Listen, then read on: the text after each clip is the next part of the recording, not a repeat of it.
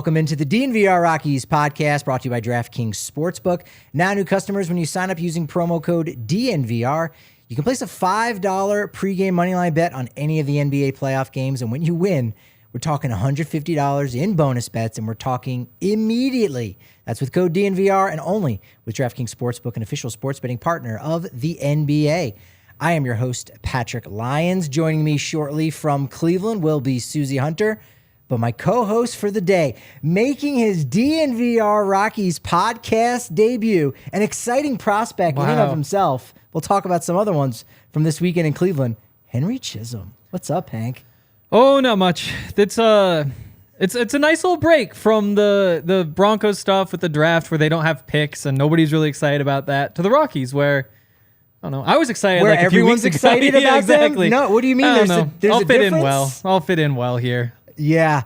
Well, maybe we'll touch on the draft a little bit later. We've got some news about draft picks and the Rockies coming up. Oh. But Rockies take their first series of the season, and they do it on the road, which is kind of a rarity. They fall to 8-18 with a loss on Wednesday. Could have been a 3-game sweep. Would have actually been the first 3-game sweep for the Rockies in Cleveland. They've actually swept the Guardians, formerly different nickname. Yeah. In the past, 2003, 2008. What were your thoughts when the Guardians had to change their name to the Guardians?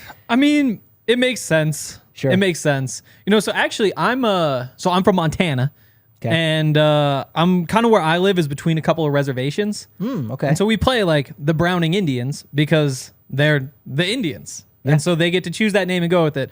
When you are just like the city of Cleveland and not like a Native American town, Sure. I get why you don't get the right to call yourself that because, I mean, obviously. Yeah. So, yeah, the Guardians itself, I don't know. I think it's really hard to pick a new name for a team because either you're choosing something that everybody else has already taken or you're doing something really weird. And the Guardians are really weird. And I guess it's because they have like those statues or whatever. Yeah.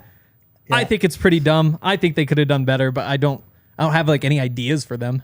Yeah, if you look at like the font and if you look at the logo for Guardians, it was very intentionally done to look like the word Indian. So like it ends in DIANS, which is like identical. In fact, like last year at their spring training facility in Goodyear, Arizona, like they just took down the IN and then they just put up the GUA. And as we talked about on Tuesday's podcast, the only fan base that has difficulty spelling their team's nickname. Wow. Right? Because it's GUA as opposed to GAU. You really could screw that up. That is kind of funny, right? That's kind of funky. I can't think of another. Yeah. Yeah, I don't think 49ers, but that's just kind of like weird that you got to remember like how they do it. Like the E you could kind of forget. That's not a good one. We were talking about like the specifics of it where like walk-off, if you're talking about a walk-off win, actually has a hyphen in it. Yeah. So if you don't have that, it's wrong. Yeah. 8-18 start for the Rockies here. Second worst start in franchise history. If you actually look back in their last 162 games, they have lost more than 100 games. In fact, check out an article free over there. So you don't have to be a diehard to check it out at thednvr.com. Random things from my notebook about triples. Rockies have given up 9. They haven't hit any themselves. I just saw that. So that's just kind of a strange thing, and what's been the most lopsided year for them as far as triples goes. But that's another thing too, is right now they are, if you go back to basically, last April or early May, the last 162 games, we're talking like a 60 or 61 and a 101 record, and they lost a lot of games in late April, early May last year. So even with some wins, they're still going to be a 100-loss team for the last 162 games for at least the next couple weeks here. Yeah, I mean, 100 losses is coming.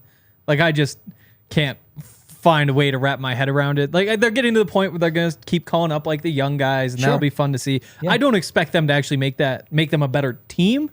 It'll just be kind of exciting to see some of the guys, and some will play well, and some will look like they don't belong. But that's not a recipe to drastically improve what's happening. I mean, they're on pace for 48 or 49.9 wins right now. Yeah. So So 50. So they're getting to the big 5-0. Yeah, it's crazy that like you'd think if they're getting close to a 100-loss season, it'd be like, oh, is it going to be like, can they get to 63, or are they only going to win 62? Sure. But it's like, oh, they're well off the pace. They are a little bit. I had them at 66 to start the season, which is a 96 loss season, and with just how bad that they've started off, I think everyone their win prediction needs to be adjusted by about four games. So, I mean, right now I have them at like 62 and 100. And so they've got a long way to go. I think they're better than their record is, but at the same time, they're playing down to where they're at. As a lifelong Rockies fan, does it matter that they've never had a 100-loss season? Is that any kind of source of pride, or is that just like, like they lost 98 games, in 2012, and they've lost 95 many times, and 90 like about half of their seasons. Like, does that mean anything to you to have never lost 100 games? It used to. Yeah. Like it used to, like 3 years ago. Sure. In those first few years after, like, I guess Nolan was still around at that point, maybe. Right. But after you lost DJ, as things kind of started to unwind there, when you're saying like, no, they're fine. Like, I get everybody wants to make jokes about the Rockies because they're a historically terrible franchise. But look, I mean, they've never been that bad. They've always been competitive. At this point, like, I'm not finding myself in those situations where I'm feeling like defending the Rockies all that much.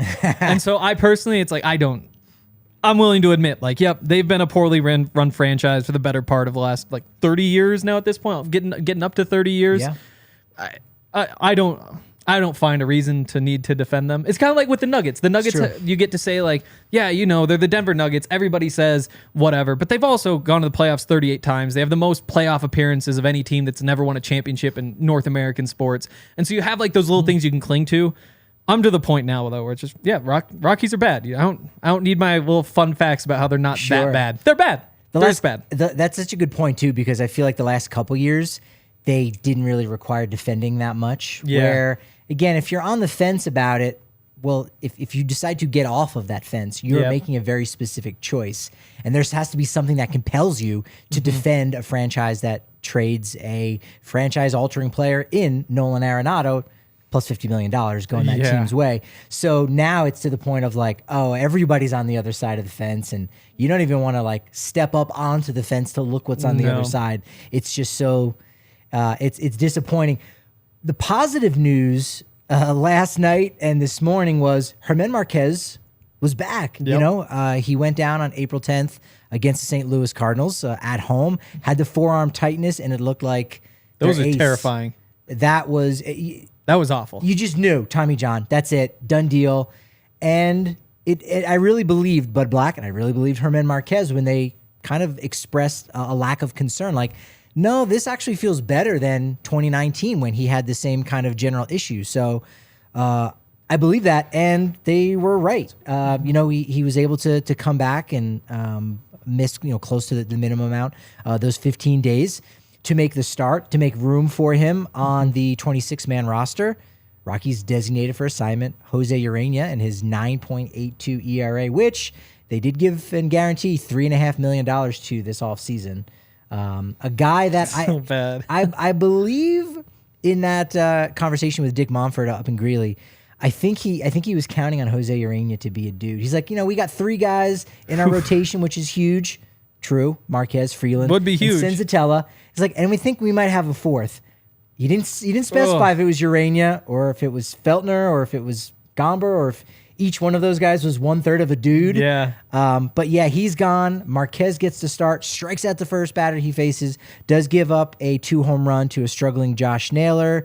Rockies fall behind. And then in the 4th, he gets removed, goes down. I don't know if you've even seen the pictures of it, but looked a lot more distraught, looked a lot more maybe in pain or just frustrated than that injury originally on April 10th. So hopefully we'll get Suzie in here in a second. We'll find out if the injury is as bad as it seems like it might be.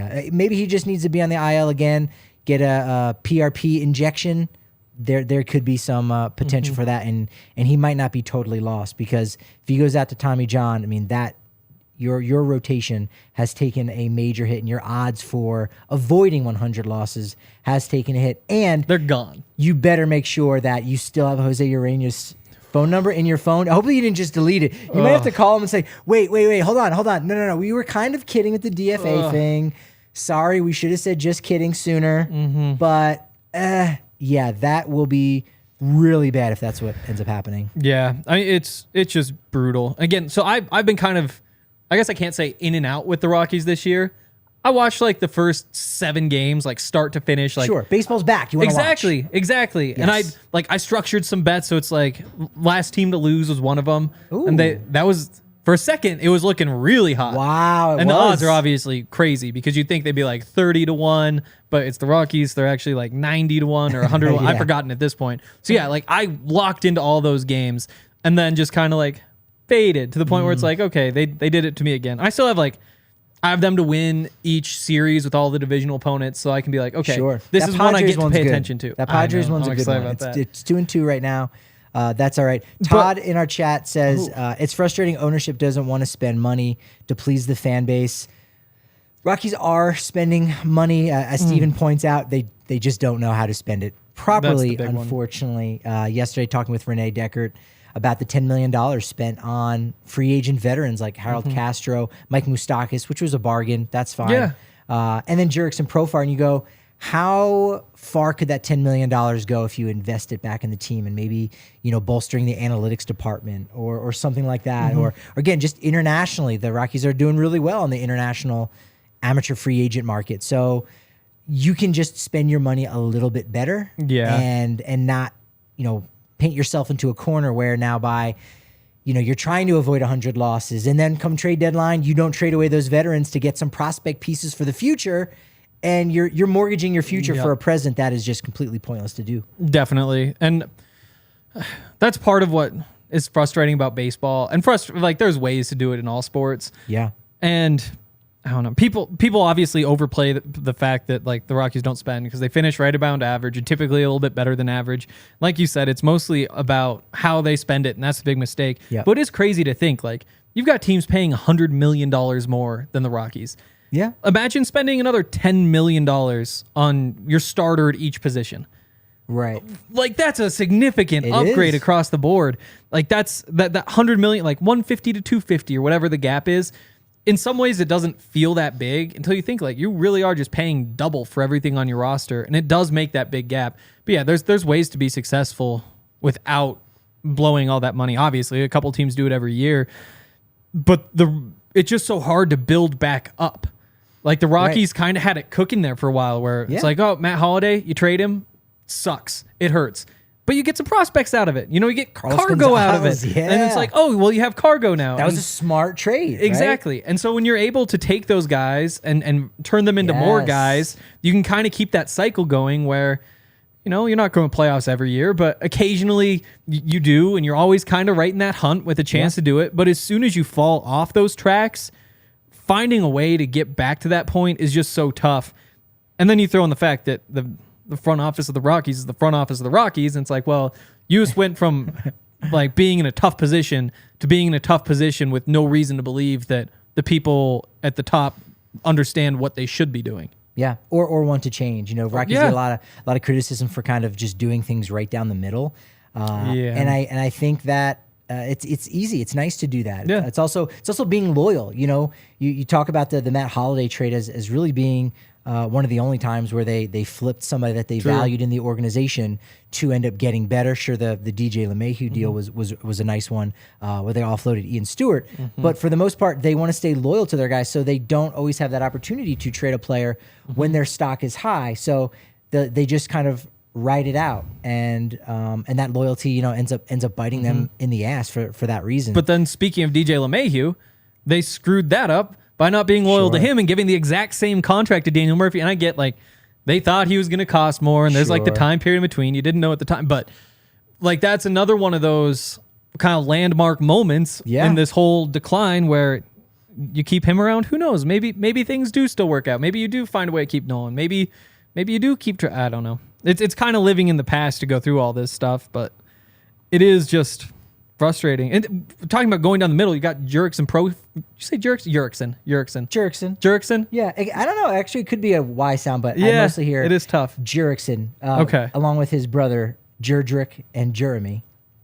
Whew. Wow. Yes, that's wow. real. That's yeah. real. Yeah. I mean, I did just realize I've never said that out loud before. But Jurickson Profar, it's like another one of those guys where, yeah, you needed a veteran.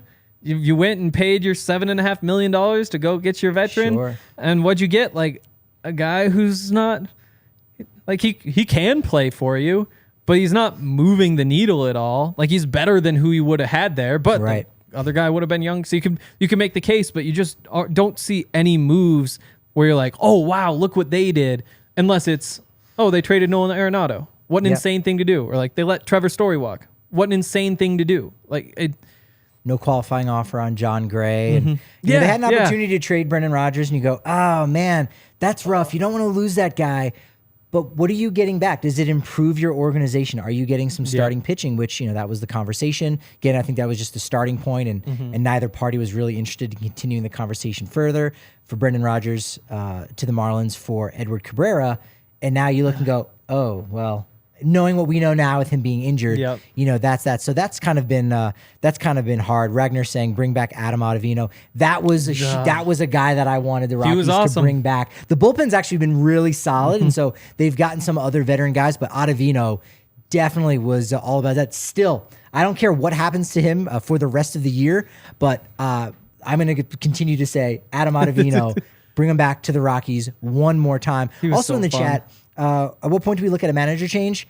You know, I think Patrick Saunders wrote about this today, and I've been talking about it a little bit behind the scenes. While the roster has not been constructed by Bud Black, I do think the leash on him is shortened. And I think the Rockies, despite the fact that they signed him to a 1-year extension for next year, I think they, you know, we talked about loyalty. I don't think they'd be too afraid to maybe throw him under the bus. They're not going to say he's awful and he's the reason why we're going to lose 100 games, but I do think they may just need to change the clubhouse culture, and you just make a move like that. I mean, again, this is the first and only manager to ever take the Rockies to back-to-back postseasons in 2017, 2018, and you look at the success of Marquez, Senzatela, and Freeland, three of the best starting pitchers the Rockies have ever had, and you say, wow, this is the first manager that the Rockies have ever had that has a pitching background. And so he's done an amazing job. He's the only manager that I've covered from the journalistic side. So obviously it would be, you know, a little disappointing for him to go, because I think he does a great job with us media, but at the same time, there's a short leash, and that is definitely something that could be a factor that we end up seeing here, and possibly being a similar change to what we saw in 2002 when Buddy Bell got off to a rough start. He got the axe, and kind of an unknown little hitting coach by the name of Clint Hurdle took over that job. We could be seeing something like that with third base coach Warren Schaefer. We can see a lot of Nuggets and Avs, particularly the Avs tonight at the DNVR bar.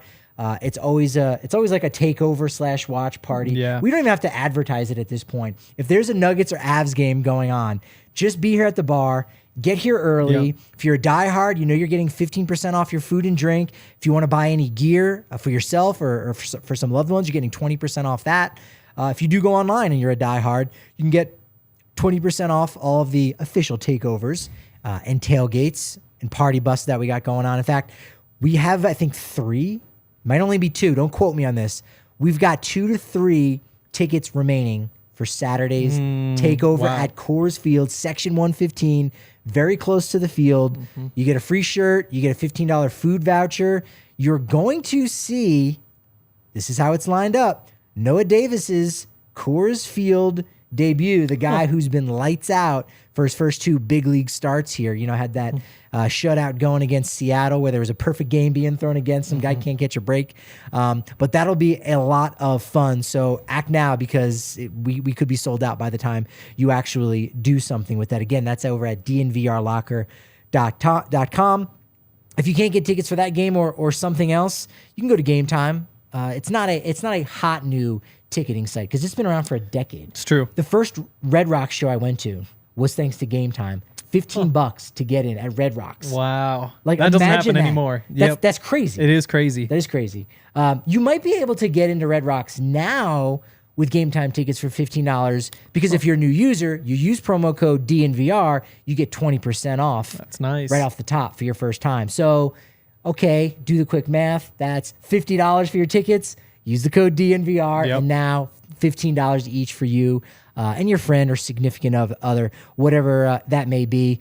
You can wait late with game time up to about 60 minutes to the start of an event. So have you tried doing that for any like Nuggets or Avs game where you're going into poach and you're like, I want to go, but let me just wait. 5 minutes goes by. Oh, yeah. The ticket brokers start knocking their prices down and you start saving more and more money. It's basically every time. I think last time was like, what game was it? Oh, it was the 76ers game when they were here. Oh. When Embiid sat out. Hot ticket. And then Harden sat out before. But we were talking about it in the podcast that day, the Broncos podcast. Like, we're just going to go. We're going to wait. We're going to buy tickets right outside. And so we're standing there and just watching him fall. And somebody actually came up and was like, hey, you were talking about this on the podcast today. You really do wait till the last minute. It's like, yep, 15 minutes to tip off, bang, get them, and you save half your money. And a lot of that had to do with the fact like, oh, those guys aren't going to be playing, so there's less juice, but it's still the 76ers. Yep. The juice is still in Ball Arena. It is true. So like that was a very clutch purchase there on Game Time tickets. Use that code DNVR and make sure you use code DNVR if you're getting any new golf apparel. Pins and Aces. Do you like my P&A? It's a good one. Pins and Aces. It is a good one. This is a sharp one. Got a shirt too. Nice. Being sent to me, looking to bust that out in some of the warmer weather. But Pins and Aces is the golf apparel brand for DNVR. Love our Pins and Aces, not just because they're a Colorado company, but it's because they do things right. Amazing polos, hats. They've got the beer sleeve, so you can load it up. You can do seltzers in there as well. The liquor stick. You golf a little bit, don't you? Oh yeah. Yeah. Are you good, or you're just more there for the beer sleeve? It depends on the year. So like interesting. It's about every other year I get like super into it. Make sure I go play like once a week, and then other years it's like, it's just busy, whatever, once a month. I mean, honestly, the Rockies factor big time into that. If, like the worse the Rockies are, the less likely I am to be at Coors, and so more likely I am to be golfing. But yeah, like in a good year, it's like low 80s. Gets up into like the 90-ish range, and like if I'm not playing much, I haven't decided about this year yet. All right. Yeah, well, Pins and feel it Aces. Well, look, you can wear your Pins and Aces gear on the course or to Coors Field because it just looks amazing. It's fantastic. Definitely. And again, code DNVR allows you to get 15% off your first order and get free shipping with pinsandaces.com. Again, the loss today, 4-1 to the Cleveland Guardians. On the bright side, our DraftKings Sportsbook king of the game was your doppelganger, Chris Bryant. Oh. How about that? Bryant did go 2 for 4. He's now batting .312 on the season. I did have him down as winning a batting title this year. I did have an RBI, the only one of the game, and maybe the most important stat line. I guess this is technically a statistic.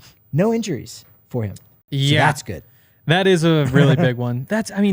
It's another one of those where like you look at last year and say, they would have been better if Chris Bryant had played more. And when he did play, he played better because he was feeling better, whatever.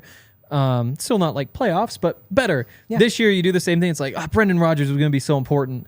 But again, like it is a sport. Like sometimes your best players don't play and you kind of have to factor in that a couple of them won't. But again, good that he's not hurt. It's good to see that he's playing well. I think objectively playing well. Like you can't even... He's living up to the hype right now, and you love to see that.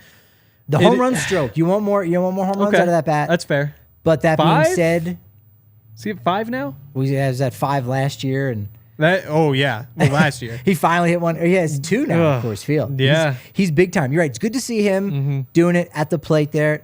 Power's not there, but that's okay. He's making contact. He's contributing, driving in runs. It was good to see Antonio Senzatela in his rehab start on Tuesday down in Texas with Albuquerque. 3 1/3 innings pitched, gave up a run, 5 hits, 2 walks, 4 strikeouts, 71 pitches. So he's on the comeback trail to get back into the Rockies rotation in the month of May. Daniel Bard's back too, his 3rd appearance since coming off the IL for anxiety. And, we've been talking about the fact that Daniel Bard has been very open and honest about anxiety. And we saw Austin Gomber last week where he was talking about like how the weight of the Nolan Arenado trade has kind of weighed on him.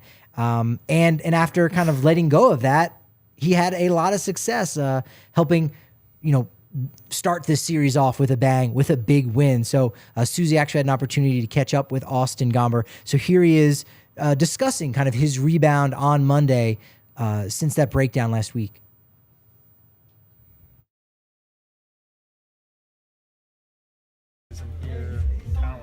people in the organization. Felt a lot of support. Felt like my mind was in a better spot, and I felt like that's kind of what I told you guys last time. Is once we get there, then we can start worrying about specific pitches and stuff. So I felt like I was getting back to feeling like myself, and I'm excited to build on that. Between having those conversations with teammates, with Buddy, and looking back on this game now, does it feel like a relief, like a weight off your shoulders? Yeah, I think the weight off my shoulders came on, honestly, Sunday night, Monday. That was when the weight came off my shoulders, and then I felt like I was actually able to have a good bullpen and prepare the right way. And then I woke up today and kind of didn't know how I was going to feel that, today's the game day, and I felt like I had been feeling the last few days, like the weight was off my shoulders. I felt like I was in a better spot. So, that's all we're trying to do is give myself a chance to compete. Tanner Bibby made his major league debut on Wednesday. No, Bibee. Sorry. I got to work on that. Bibee. Tanner Bibee looked phenomenal in his MLB debut against the Rockies. 5 2/3 innings pitched. Gave up a run. Walked none. Struck out 8 Rockies. Not bad. Yeah. Not bad. Be more impressive if you did against the Yankees. That's all I'm going to say. It could be. Could be a little of that. He's the fourth member of the Guardians to make their debut this season. He's their 5th overall prospect. He's a top 100 prospect in the game in general. Was a 5th-round pick in 2021. So first off, the fact that he's a 5th-rounder getting to the bigs is like, all right, that's good. You can't always count on those guys, but the developmental system that Cleveland has is so incredibly strong. And the fact that, again, drafted in 2021, already in the majors. By comparison, Rockies don't have anybody from 2022, the 2022 draft who's debuted. Zach Neto's been the only one so far for the Angels. A couple guys from 2021 have made their debut. 2020, you're going to see a few more. Spencer Strider, of course, being the big one. Rockies went really young in that draft in 2020. But you have to go back to 2019 to see some of their draft picks that have gotten to the big leagues. We're talking from 2019, Michael Toglia, Brenton Doyle, who just debuted on Monday, Gavin Hollowell, who came up for the final month of the season, final couple weeks of the season last year, and then in 2018, Ryan Feltner and Jake Bird. So if you're looking at the Rockies to say, hey, why did they get in this position?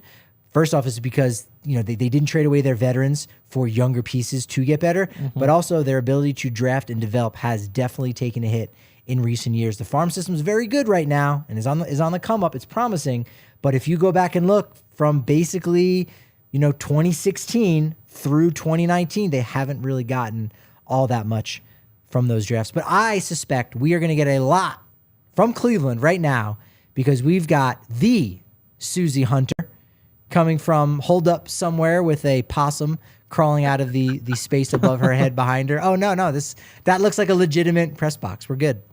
Yes, I have one of the spare booths right now. And I gotta say, these are nice. I would be surprised if there was a possum hiding up here because they do a nice job at the park. You should be surprised if there's a possum in there. Like that, I don't know. That can't be like a positive. That's just like a... I misspoke. It's been a really long road trip. Sorry. It has been a long road trip, almost a winning road trip, right? Had they gotten the sweep today, it would have been 4-3. Instead, it's 3-4, and you go, you would sign up for that in any year. Like in 2018, you'd have to go back and you'd be hard pressed to find a ton of road series that were 3-4. Maybe there were a decent amount that were 3-4, but that's almost winning for the Rockies, which has been really positive. Starting pitching right now, let's talk about that, Suzie, because I feel like so much has happened. And go ahead and just go away with a brain dump. What are your thoughts just on the rotation in general with Marquez? Actually, that's probably a great place to start with Marquez going down and being removed from the game in the 4th inning. Yeah, we have to talk about Marquez because that was a scary moment. We went silent on our side of the press box when that happened because the way he slumped over, the way he was, hunched over on the mound, you immediately think the worst. And even Bud Black said this in his post-game interview. Yeah, you see something like that, you immediately think the worst. But we did get a chance to catch up with Buddy and with Germán. And it's better than we think it is. So he was looked at by a doctor right away. And his pain, the pain that he was experiencing is in a different spot than what he felt previously when he was just on the IL. So that was a forearm pain he felt before. This is a a back triceps pain. He said he felt a sharp pain. So that's not good. But the doctor that looked at him said that there was no damage to his tendon. But of course, he is going to get an MRI tomorrow on Thursday, and we'll find out more. But initially, Buddy even said, this is promising. Yeah, I mean, he wasn't wrong last time, right? Germán was able to come back and didn't need Tommy John. But again, you look and you say, all right, it's tricep, but it's like it's all connected, right? You go like, forearm injury. You're like, well, that's not the elbow. And it's like, yeah, but it's a sign that it all goes through there. There's that tightness. So maybe it's going to be PRP injections, and then he's out for a while. Again, we have no way of knowing. I'm not a doctor. I've never even pretended to be one on TV. Suzie, side note, have you ever dipped your toe into the field of acting? And if so, have you ever done any reads for a doctor? So maybe you've technically have played one on TV or could have played one on TV. What's the scoop on that? Oh my gosh. You know what? I've only interviewed doctors for, various outlets, but I've never pretended to be one. But yeah, I'm not a doctor either, as we know, but I'm very anxious to see the results of that MRI and what's going to happen with Germán going forward. Because, I mean, we've seen this before. Anytime Germán does not have the kind of outing he wants to have, his eyes are so big and sad. And he was so sad today. And he even said, I'm not frustrated. I'm just sad. I wanted to pitch. It was heart-wrenching stuff. Mm-hmm. Yeah. It's one of those where, like, now that it has happened twice, there's no reason not to give him some time off. Like, let that thing rest up. Like, if you were trying to make like a World Series run, something like that, then maybe say, hey, grind through it. If we burn out his arm a little bit, it is what it is. But just let the man recover at this point. Yeah, I agree. Ryan Feltner, for talking about the rotation. So José Ureña did get designated for assignment. Marquez comes back. You say, okay, here are the 5 guys in the rotation. Noah Davis will end up sticking around. He'll actually be making his Coors Field debut with us, Suzie, on Saturday for the Takeover, which is great. And there's only a couple tickets left, too, so act fast. But Ryan Feltner, I mean, you were there for the Ohio boy making good in his hometown ballpark. Like, that was wonderful to see because that potential's been there. When it's not there and he has a bad start, it's not sorry, José Ureña. It's not José Ureña bad, but it's just, you didn't have it. And then he's got flashes like he did on Tuesday night, and you go, okay, Ryan Feltner, he's a thing. Yeah, Ryan Feltner's start to the season has been so great. And anytime I've talked to him, like, we've had some cold games at Coors this season too. Yeah. But I remember just chatting with him in the dugout after one of those, and I said, it was so cold out last night. I do not know how you go out there and do that. I don't know how you go out and play a game and are just able to function in that cold. And he will just say, like, no, I'm from Ohio. I'm used to these conditions. This is nothing for me. So he got those conditions, those like classic crummy Ohio conditions, and he was awesome. And this is also a ballpark, Progressive Field. This is where he grew up going to games. He said that his dad, his company had a box, and like he would go to games here all the time. So, I think we talked about this before too, but he was in the bullpen getting ready for that start on Tuesday. And, he looked around and he took it in. He spent extra time just appreciating that moment. But then after that, it was business as usual. And we saw the Ryan Feltner that we have seen all season long so far. That's the best part about this balanced schedule is that Rockies hadn't been in Cleveland since 2017, and now there's going to be more of those stories of so-and-so playing at a ballpark that they used to go. Like, you go, Noah Davis, he was an Angel Stadium guy, Angel Stadium kid, and you're like, man, because of the scheduling, it could be 6 years until they're back at Angel Stadium. And it's like, no, it'll be next year. So he'll have that opportunity to have his moment. Mark in the chat pointing out that the pitching is definitely trending upwards after this series. Real great start. We just saw the video from Austin Gomber talking, Noah Davis sticking around in the rotation, which is really solid. Kyle Freeland, although his last 2 starts have been shaky, his ERA was very much inflated by that that one start. I think that was the Pittsburgh one where he gave up 9 runs, 7 were earned, but it was a lot of singles, a lot of really bad defense that didn't help him out. So it is definitely trending. And then Antonio Senzatela too, kind of coming back, which was really nice to see. Feltner now 11 2/3 innings pitched without giving up an earned run. Hasn't given up an earned run since April 15th. So that means his next start we'll be able to say, hey, he hasn't given up a run since like last month. And it will absolutely be true. That's true. That is so true. Yeah, we once we figure out what's going on with Marquez, we still have, a couple of questions about what's going to happen in this rotation. But yeah, the Ureña designated for assignment news that came about yesterday after the game. There's a lot of shuffling going on right now, you guys. Yeah, thankfully there is that extra spot on the 40-man. So if you do decide, hey, let's bring up Carl Kaufman, you can do that. You don't have to make another corresponding move. You would have the 26-man roster, but you could do Carl Kaufman. Connor Siebold can come back. He's been getting some starts, so there is some potential. Hopefully we'll keep our fingers crossed that all is well with that. All is well with Brenton Doyle, man. The new speedy leg boy. We've finally have another speedy leg boy, don't we? He is so fast. Watching him run and steal bases, I'm like, this dude is a certified speedy leg boy. And he was so excited, especially after Tuesday when he finally got that first hit, had those stolen bases. He was in a much better mood yesterday after hitting those milestones. Yeah, we all thought that Zach Veen was going to probably lead this team in stolen bases, even if he didn't debut until like August. And lo and behold, we go into Tuesday's game. Rockies have 2 stolen bases, least in all of the National League. Only the Twins have less.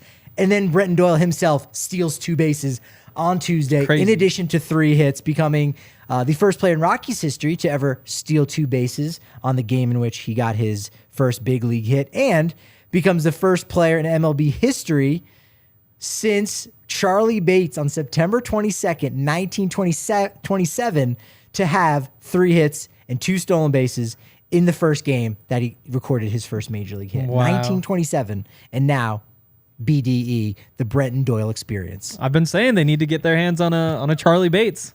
You have been saying that. You did say that pregame. You didn't see the outline. They finally did it. It's true. Hank says that all the time in the office.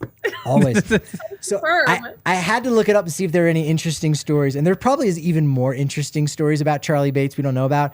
But real quick on his baseball reference page, he debuted at 19 years old. Wow. Right? Which is pretty good with the Philadelphia Athletics. Last played professionally at age 38, and it was with the Topeka Owls of the Western Association. That was at age 38. But his 9 games with the Philadelphia Athletics in 1927 at age 19 was his only big league experience. Wow. So I think Brenton Doyle's going to have a much better career than Charlie Bates. That's my hot take. Let's clip this one. There's our clip of the day. Boom. Brenton Doyle will be better than Charlie Bates. Boom. Wow. I can't wait for you to tell him this stat in the clubhouse on Friday. Charlie Bates. I mean, I didn't even know who the guy was. Maybe I will. Just say you're gonna have a better career than a guy that died probably 80 years ago. That's a weird statement to make, but you know what? I'll find a way to make it. A dark place. Yeah, we did. We take it to a dark place. Let's take it to a very bright place because Shady Rays. That's what's up. That's the place you need to get all of your shades. I've got mine. Susie's got hers. Henry, they're at home. It's cloudy today. I didn't bring them. No, it's always bright on the DNVR Rockies podcast. Don't you know that? And it's always sunny, and the vibes are always great at 20th and Blake as well. Our new shirt for DNVRlocker.com. Oh, wow. It's a segue within a segue. It is. Now, Henry, I know we were talking before the show. You were like, oh, I'm glad you've got your Shady Rays because I know Suzie had lost hers. Here's the thing about Shady Rays. They've got a lost or broken replacement guarantee. So if you happen to lose your glasses, boom, they're going to hook you back up, get you a new pair. If you break them, if you sit on them, or just you're a little bit too aggressive with your shades, because I know I can be very excited and I want to throw them on my dumb head, don't worry. If you break them, they will replace it for you. And if you just don't like how they look, which is hard to believe, but some people, you know what? Maybe you're a little bit picky. Yep. You can order them. You can send them back within 30 days, and you get a full refund. Use code DNVR to buy one, get one free, or just go down to the Park Meadows Mall and try them on for yourself in person. Buy 2 or more pairs of polarized shades, and you will get 50% off all those bad boys. It's Shady Rays, because it's always bright here on the DNVR Rockies podcast, right, Suzie? That is right. That's it. Now, watch this. As impressive as you thought it was for Suzie to reach into her bag and pull out Shady Rays for our Shady Rays ad read, watch what she pulls out when we discuss Breck Brew's Mile High City Golden Ale. There she is. She's No. We need a graphics department to get one of those put in. I wasn't sure. I mean, I know you waited to the last minute to pack, but next time, make sure that you pack a couple bottles of the Mile High City Golden Ale in your suitcase. Yes. No, that's fantastic. The Nuggets got the job done, took down those Minnesota Timberwolves, who, let's face it, there's no good beer that comes out of Minnesota. No. Exactly. There really isn't. Name one beer. I mean, right? From Minnesota. You can't. They must not drink beer there. Don't have any cups. They should. That makes sense. That's right. Yeah, They've got no cups from which to drink their brew out of.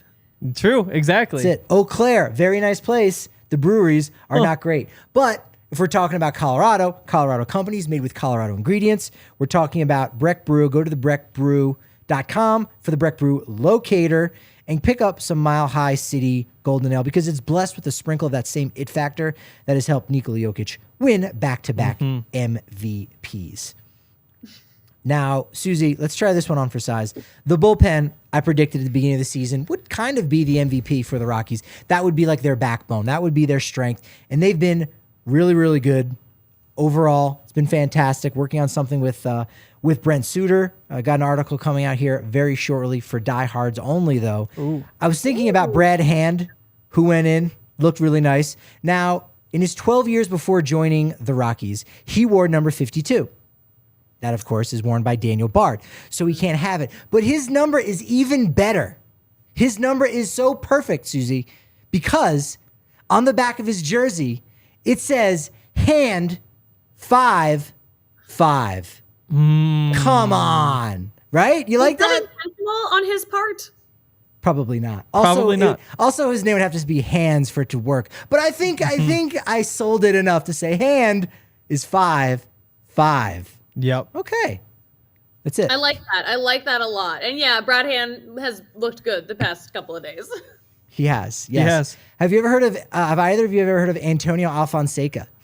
No. Okay. Well, 2 good stories. The second one is the reason why I'm bringing this up. First one has to do with the fact that the Marlins had a trainer named Dale Torborg, son of Jeff Torborg. You may have heard that his name. He was the manager. Dale Torborg, who hasn't? Dale Torborg was the physical trainer for the Marlins. Also was the Kiss Demon, a.k.a. a wrestler in WCW. So he was a big dude. And one time Antonio Alfonseca was not happy, was a jerk to Dale Torborg. And this wrestler was chasing down Antonio Alfonseca, who hid in a closet from a guy who was now the Marlins trainer and was a pro wrestler. But the real reason I'm bringing up Antonio Alfonseca is because he had 6 fingers. So I need to go and look and see if Antonio Alfonseca actually wore the number 56 because he had like an extra pinky. Or 65. You can do a quick Google and you'll actually see his 6th pinky. It doesn't look as weird as you would think. It just looks like where a 6th finger would go. There's only... It looks more like a He's toe. looking at it right now. It looks like a little baby toe, like your tiniest toe. It doesn't look like a finger. That's crazy. Okay, maybe I'll tell Brad Hand that. Like some things is for the show. Other things, I think I can segue into a conversation. So maybe we'll talk about it. That's your icebreaker with him. That is. So that wasn't on his pitching hand. I don't know now. I think it was. I think it was on his pitching hand. Oh, this kind of does look like it. Yeah. Although I don't think he could utilize it for anything necessarily, unfortunately. No. It just seems like it'd be in the way. It would be in the way. It would be better if you had an extra finger for your baseball mitt. I mean, maybe to be really good defensively. I think you would want that. Suzie, thoughts on 6 fingers on a hand? Better than 4? what? It seems like maybe that could be a performance-enhancing addition. Ooh. So I wonder the legality of if you have an extra finger, if you would even be allowed to pitch like that. I mean, it looks like it's allowed. You have to tape your finger down, perhaps. Yeah. Yeah, what if we ever? I have so many questions. You've given me more questions than answers, Patrick, per usual. Good. Thank you. You know what? Good. That kind of is a thing. That is kind of a thing. I just like to cause chaos in different. We each like to cause chaos in different ways. That's my way of being chaotic in general.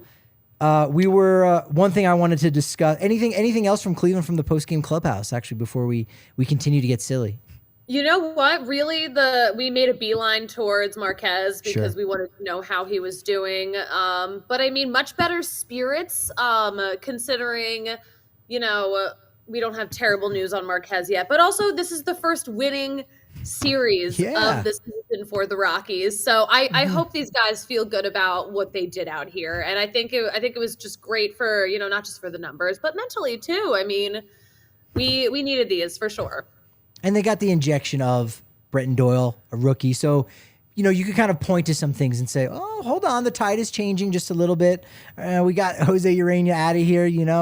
I don't think they are throwing him under the bus. But mentally, they could kind of be thinking that a little bit, Yeah. I mean, things can't get worse, right? No. Well, they're going to knock on wood when we say that about the Rockies. But sure, it does seem like bring up the young guys. Maybe you go on a run at some point that's exciting. Like, Mup. It'll be fun. Bring them up. That's it. Mup. You gotta. Now, Suzie, I know it was cold there. Have you been eating certain foods to stay warm? Like soups? Oh my gosh. Did you hear about my soup incident in the press dining room? Wait, there's really a soup story? Yeah. I actually have a soup story. Okay, soup scoop. So there was Suzie soup. Suzie has the soup scoop. That is really hard to say. Wow. Okay, so I was in press dining earlier today, and they had chicken noodle soup. I'm like, this sounds great. So I got a big old scoop. I was like, okay, I need another scoop to fill up the bowl. 2 scoops. Okay, this is it was a full bowl. So as I was bringing it over to the table, some of it spilled out. And the people who work for the Guardians, I'm pretty friendly with a bunch of them. But if they see you make a mistake, they will just jump on that. And that is your nickname for the day, or they're going to make fun of you for it for the rest of your life. Wow. So I spilled some soup.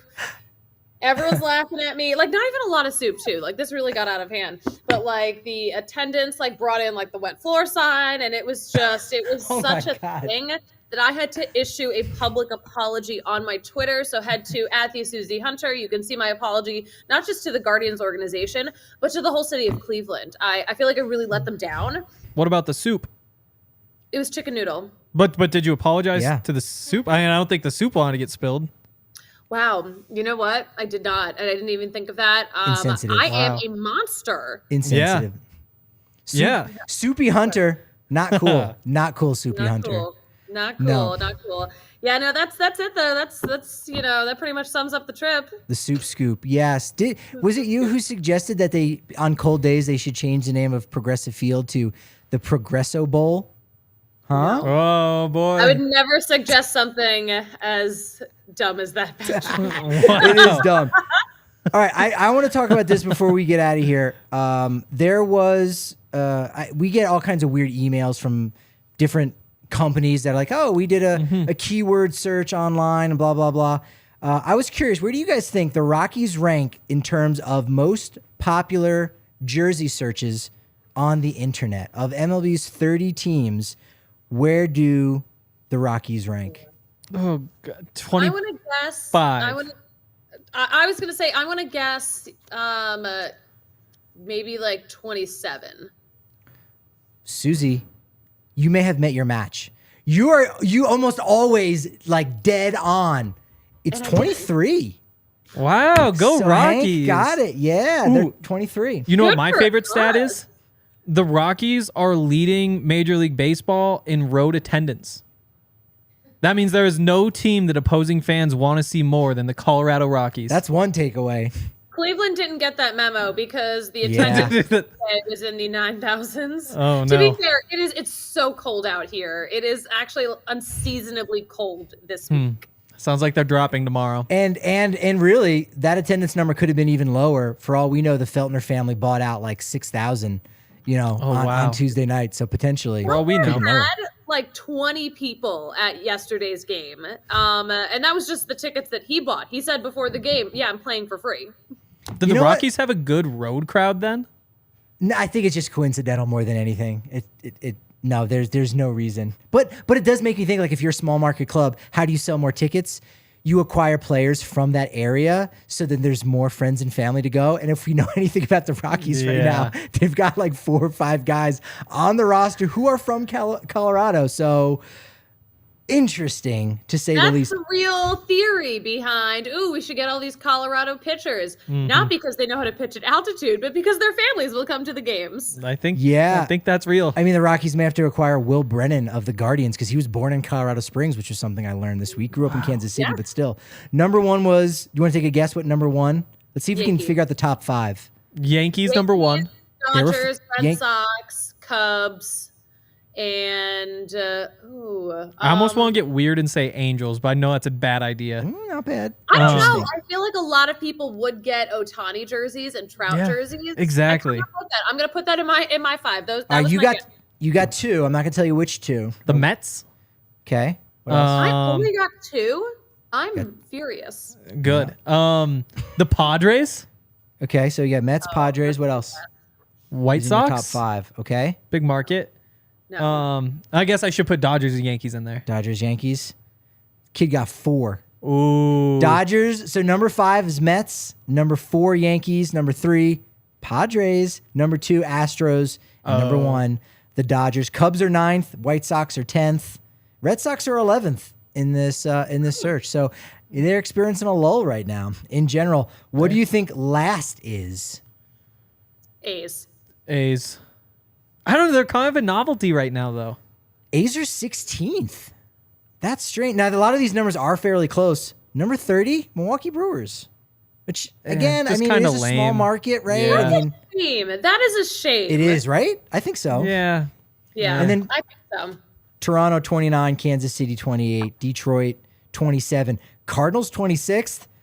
Okay, maybe this was not a very good. Maybe I shouldn't have trusted this survey here. It could be. Maybe. Could make sense. Again, if you're talking about people's spending habits and searching for things. Also, too, for Cardinals fans, you've had the same guys on your team for the last, 30 years. True. So you don't really need to buy any new jerseys. So I think that kind of makes sense. If you had to buy a new jersey for the Rockies, what would that be, Henry? Give me a Charlie Blackmon.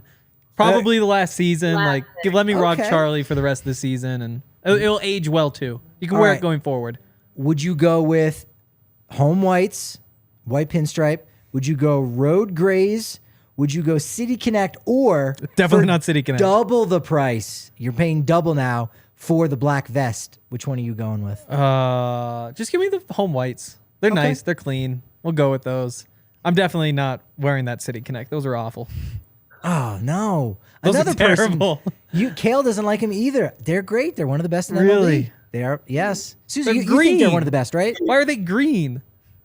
Because the license plate. They're supposed to look like the license plate, but also they're supposed to look like the beautiful nature that Colorado has to offer. But they're supposed to look like the Colorado Rockies, not like a license plate. That's actually not really. That's not the theme of what the City Connect is. You sound so silly right now. Like you have no idea what the City Connect jersey is.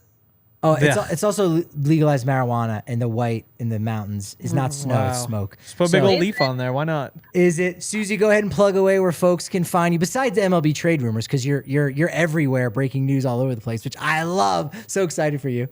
Yeah, I gotta say, I've never gotten so many shout outs on trade rumor pages, on fantasy pages. Like, this is really great for my personal brand, but you can follow all of my latest updates from out here on the road. I'm at the Suzie Hunter on all platforms. Guys, thank you for letting me call in to the show. Yes, thank you. We will see you. Yep. I think we're going to be taking off here in a second. It's funny. I wanted to ask you about Charlie Blackmon, and Tuesday night scored 2 runs, tied Larry Walker for second most runs scored in Rockies history. He has 292 career doubles. He's 5 short of tying Larry Walker for second most doubles. We know he's second most in games played now. Had a leadoff home run the other night, his 40th career leadoff homer, 9th most all time in the sport. Not the team, obviously first on the team, but in the sport, when you're talking about power hitting leadoff hitters, Charlie Blackmon is top 10 all time. That's awesome. Yeah, I mean, it is awesome. And it's good for him. Like, I know Chuck loves Colorado and he's happy to be here and all that sort of stuff, but it is just so sad that this is what they did to him. Yeah. Like the fact that this is how he goes out, where it's just in some ways it can kind of be like his whole big season, everything. I don't know. We don't know for sure that he's done. No, we don't. And he's playing well enough that he could probably keep going. He's got a lot in the tank, and with there being no shift, I mean, I think he does have more to give, and he's a good leader for this clubhouse. Definitely. So I get that, and he has a bobblehead giveaway in September, and so you go if a team wants to give the Rockies a prospect, at the trade deadline for Charlie. Are the Rockies going to say yes? Does Charlie even want to go and maybe try to win a ring? Odds are probably in the corner of no, that not happening. But I think, so for you, when you go to Coors Field, or what is it that's going to make you want to go to Coors Field this year? Is it, and again, you might not go a ton. You might not go a ton, but let's say, again, Nuggets make a deep run, and it's just all Nuggets. So you're like, I'm not even going to go to a game until June because of the NBA Finals. So, okay, but you're like, it's June. Maybe you got a lot of stuff going on in June.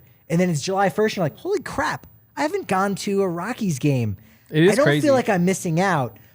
But what's the impetus? What's that thing that is the final domino that falls over to go, you know what? I do need to go to Coors Field. Is it seeing Charlie Blackmon one more time? Is it just, I got to go to a Rockies game once this summer? Is it going to be a prospect? What is it for you that's really going to get you to go out to Coors Field this year? Honestly, I hate to say it, the rooftop. It is crazy that I haven't been out there yet. I think my first summer here, I think I went to 22 games or something like that. Yeah.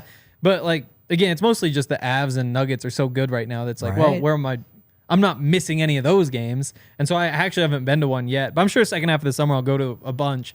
But that is more than anything what stands out. It was really fun that first week. Remember when they were winning every game and undefeated 2-0. Exactly. It's oh my goodness, this maybe they can surprise people. Maybe they can make the second half of the season matter. But at this point, it is it's a fun place to go hang out. The attendance is actually dropping, which is crazy. Still crazy high compared to most other really crappy teams. But they're officially in the bottom half now. And when's the last time they've been in the bottom half of Major League Baseball in attendance? So I think it might have been 2012.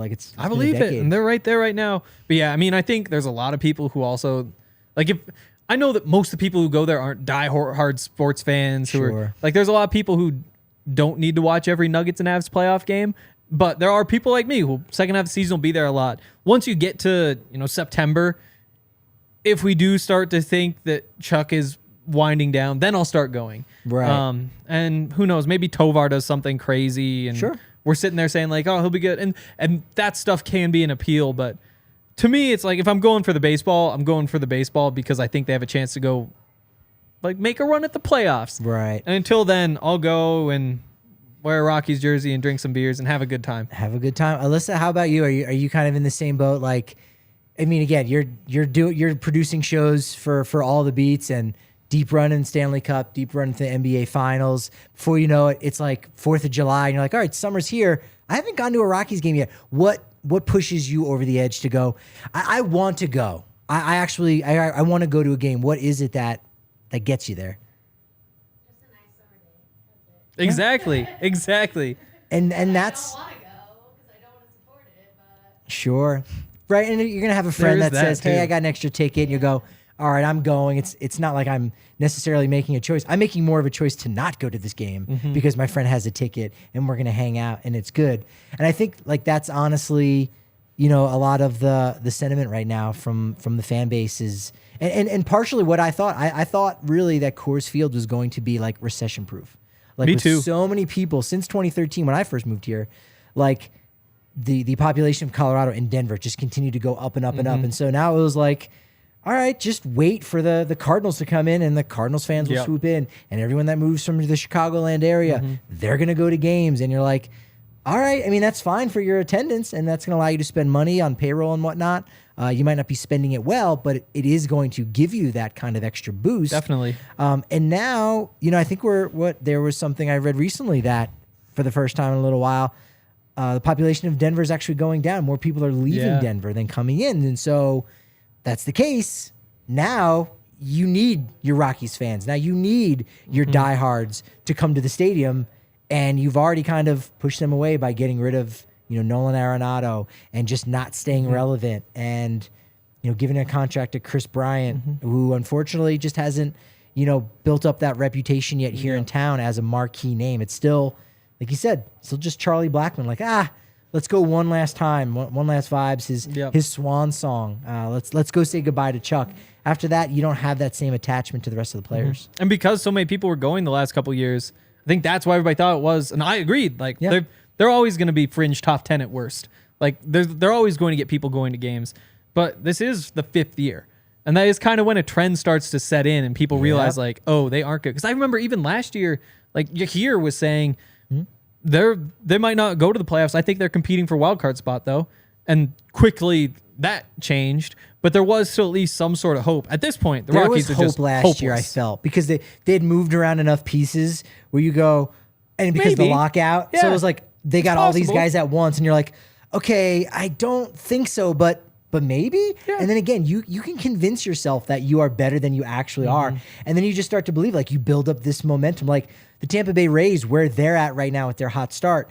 They could literally just play 500 baseball. Yeah. They could win and then lose, and then win and then lose every single day for the rest of the season. They're still going to the postseason. Yep. They're still going to have 90 wins. And so, last year, that hot start, it's like, hey, maybe, and they probably shouldn't be, but maybe, and you have that hype, and then you go to the ballpark, and you think if you applaud or you cheer or whatever it is, you can make that difference as the 10th man, if you will, in the stands. And right now, it doesn't feel like that. It's like you're just pulling over to watch a car crash. Exactly. And that's why, like, I do think the message is kind of being sent in a way. Because I Dick Monfort probably agreed that you're always going to be able to make money just by being here. And, I don't buy that he doesn't want to win or anything like that. But this does kind of show you have to find a way to at least be competitive. Because this is where it's at right now.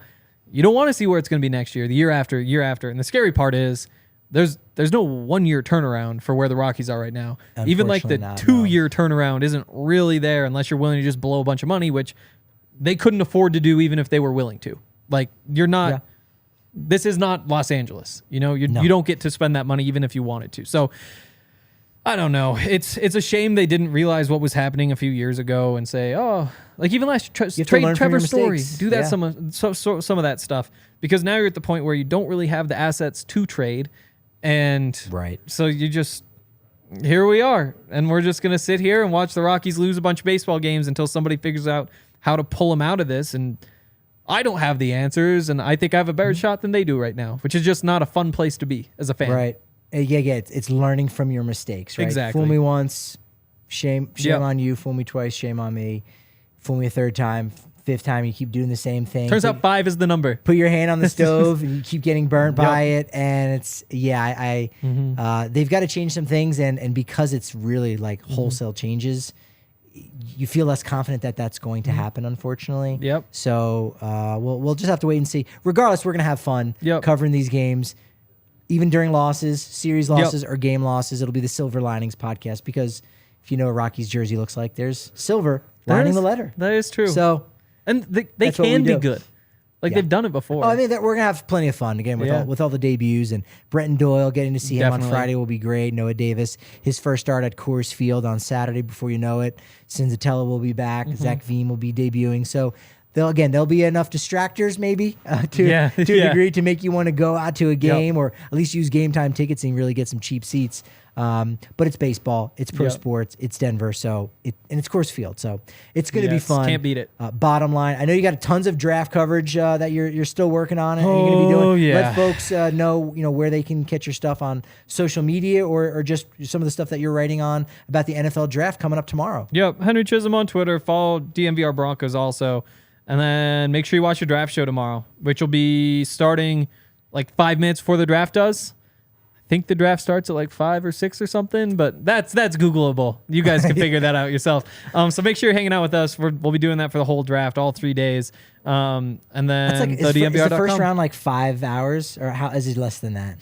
2.5 maybe. 32 picks, 31 picks because the Dolphins got theirs taken away. Sure. Yep. Yeah. So you guys will be live for like a good 3 hours. Yeah, we'll be hanging out. So that'll there. be great. That's going to be a lot of fun. At DNVR_Rockies is where we're doing our thing on Twitter. At Patrick D. Lyons is my handle. This has been momentous. Hank, good job in your debut. We're not going to send you back down to the minors. Oh, good. We're going to stick around. That would be awful. That's it. You might not be in the lineup, but you'll be like sitting in the background, on the bench, just waiting to come in because I think you've done a nice job. So soon they're going to be out of all their good players down there too because they're going to be playing at Coors. It's going to be that too, yes. Yep. Successful debut here on the show. But there's a saying in baseball and in podcasts as regards to the momentum and the momentum we've built today. It's that you're only as good as your next show. Your momentum is only as good as your next show. So, of course, we will talk to you. Suzie will talk to you on Friday here on the DNVR Sports channel on YouTube.